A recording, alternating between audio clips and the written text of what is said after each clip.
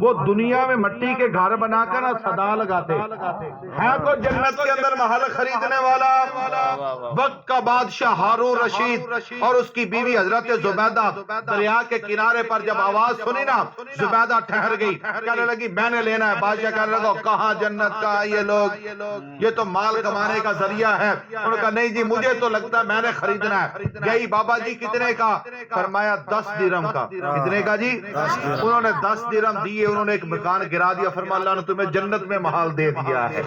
اگلی بات ذرا غور فرمائیں، جب حضرت ہارون رشید رات کو سوئے نا، خواب دیکھتے ہیں جنت ہے، جنت میں داخل ہوئے، خوبصورت محل ہے، اس میں داخل ہونے لگے نا، فرشتوں نے روک دیا، کہنے لگے اے ہارون رشید یہ وہ محل ہے جو تمہاری بیوی حضرت زبیدہ نے کل حضرت بہلول سے خریدا ہے۔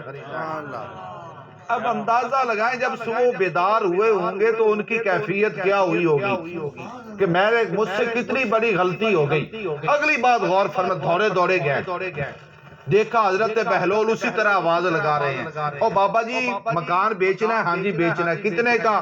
فرمایا 10,000 درہم کا۔ کتنے کا جی؟ او بابا جی کل تو 10 درہم کا، 10,000 درہم کا۔ او فرمایا کل سودا ہوا تھا بغیر دیکھے، کل سودا ہوا تھا آج سودا ہو رہا ہے۔